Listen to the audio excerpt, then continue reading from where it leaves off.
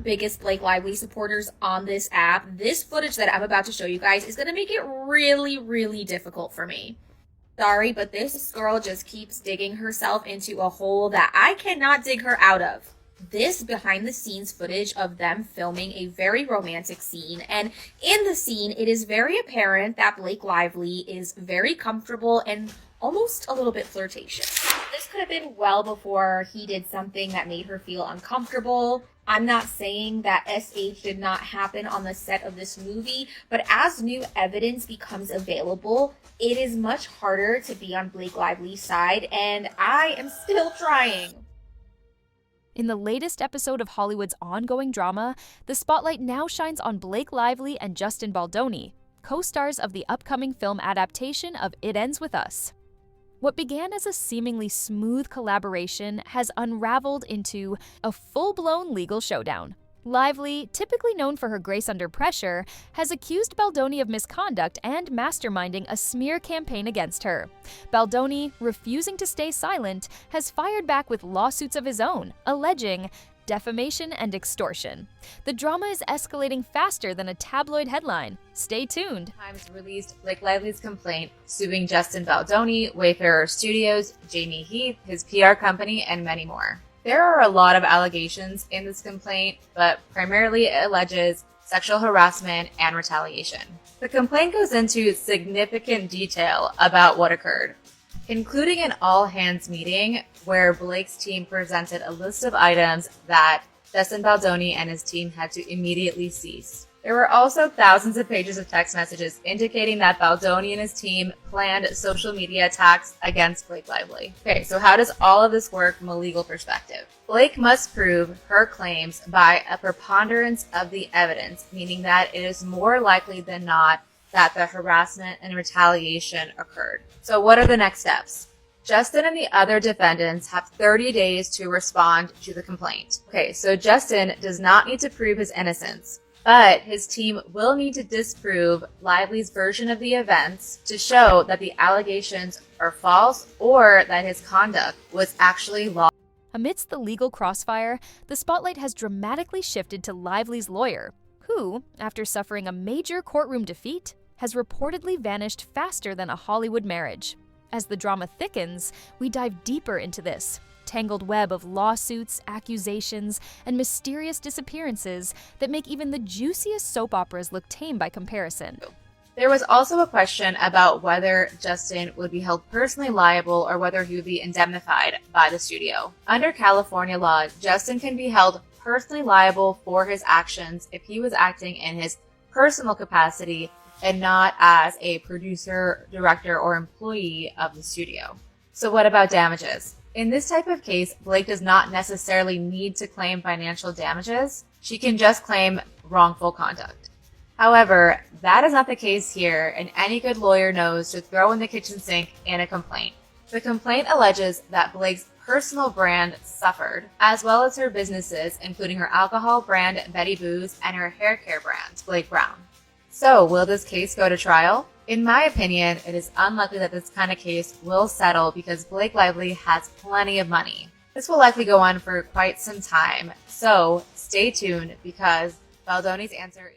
The story begins on the set of It Ends With Us, the highly anticipated film adaptation of Colleen Hoover's best-selling novel.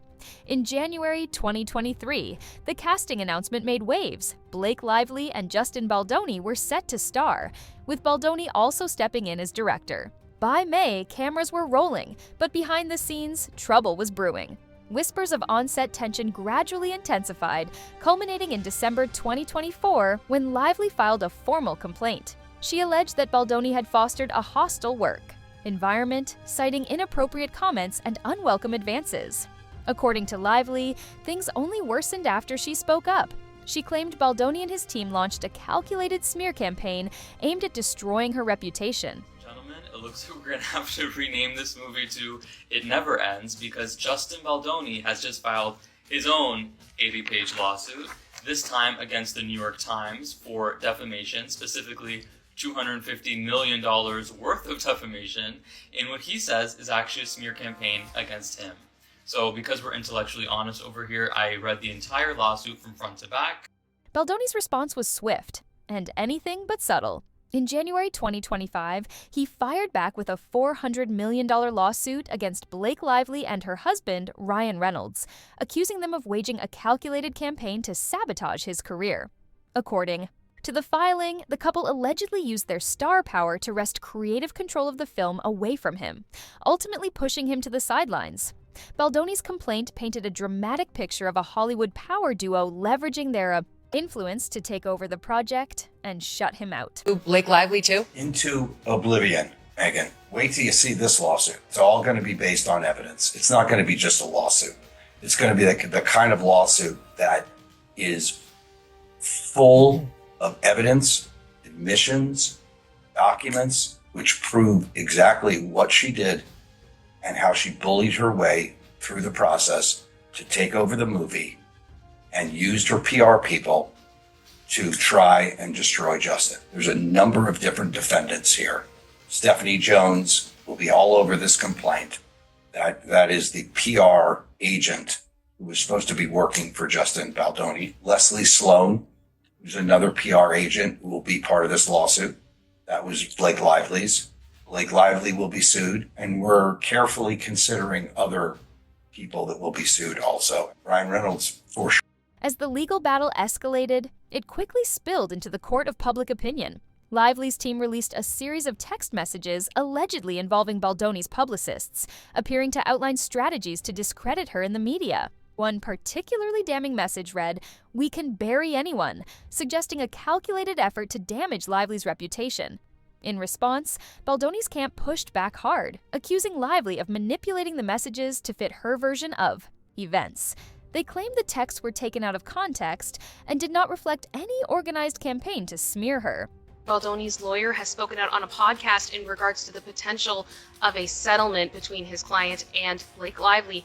As well, an intimacy coordinator has weighed in and has said that she thinks that Blake trusted Justin at one point. Basically, Blake Lively-Justin Baldoni cases likely won't settle before trial, and this is according to Justin's lawyer. So 3 months after Blake Lively levied SH allegations on the set of It Ends With Us, Justin Baldoni's lawyer admitted that a settlement likely isn't in the forecast. Now that is significant because generally civil cases do end in settlement. The vast majority of them do.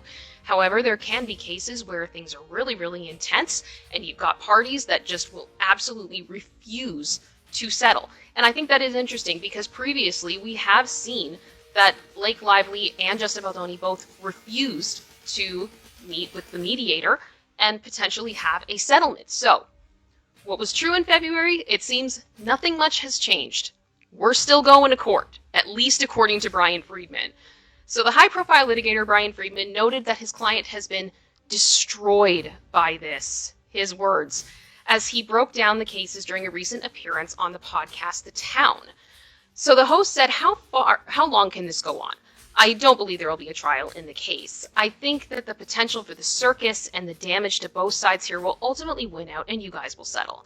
So if that's the case, why not just settle now? And then said, what's the number?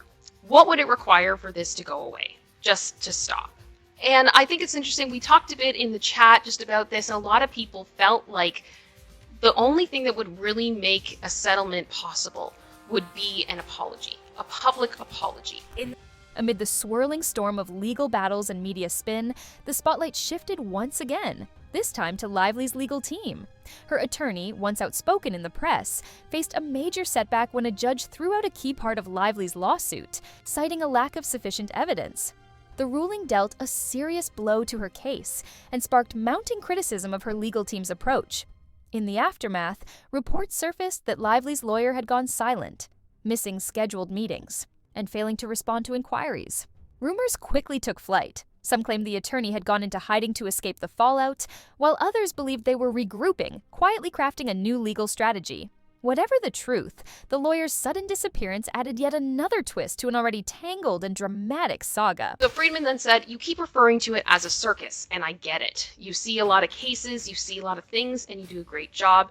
But the reality is this is not a circus when you go through an experience like this. And that's true. I think it's easy for people to kind of sit back on the sidelines and be able to, take this in almost as entertainment, but these types of cases take a massive personal toll. They take a huge financial toll. So Friedman added, I've represented a lot of people in the worst moments of their careers, the worst moments of their life. And Justin has been destroyed by this. This is a really serious thing. And in this day and age, the only way you can truly get back is to prove your innocence. And he noted how trials are now important to prove your innocence. And that's exactly what we're working to, he said. So that may only be done in a courtroom. And I think that that's entirely possible. And we're going to see how things go when it comes to that. The media frenzy surrounding the case has been nothing short of relentless. Every twist and turn, from the initial allegations to the most recent courtroom drama, has been picked apart by tabloids and entertainment outlets. Public opinion remains sharply divided. Supporters of Lively have praised her courage in speaking out against alleged misconduct, while Baldoni's defenders see him as the target of a calculated effort to derail his career.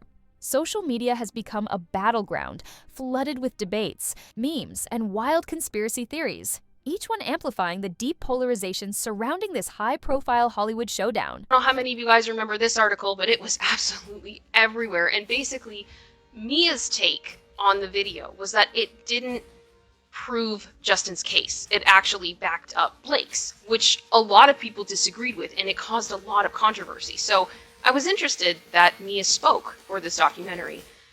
So let's get into what Mia said.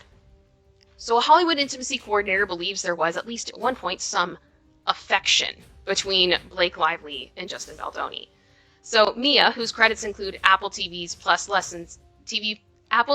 Plus's Lessons in Chemistry and HBO's Insecure and Perry Mason, weighed in on the dramatic on-set feud between the It Ends With Us co-stars, which is now the subject of multiple lawsuits.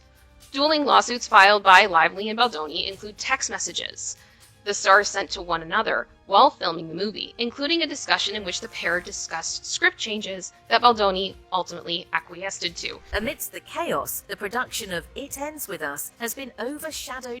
Amid the ongoing chaos, the production of It Ends With Us has taken a back seat to the unfolding legal drama. Once poised for a major release, the film's promotional efforts have been severely undercut by the barrage of negative publicity. Industry insiders are now questioning whether the feud will affect the film's box office prospects and its chances come awards season. Behind the scenes, financiers are reportedly growing anxious about recouping their investments, especially with the reputations of both leading stars under fire. The legal world has also taken a keen interest in the case, particularly in the actions of Lively's attorney. Ethics committees are said to be reviewing the lawyer's conduct following their abrupt and unexplained disappearance. Colleagues have expressed shock at the uncharacteristic silence, warning that such behavior could have serious, long-term consequences for the attorney's career. As the dust begins to settle, uncertainty looms large. Can Lively and Baldoni's recover from such a highly publicized fallout?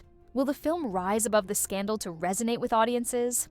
And perhaps most curiously, will Lively's lawyer reemerge to pick up the pieces, or has this legal battle claimed yet another casualty in Hollywood's never-ending saga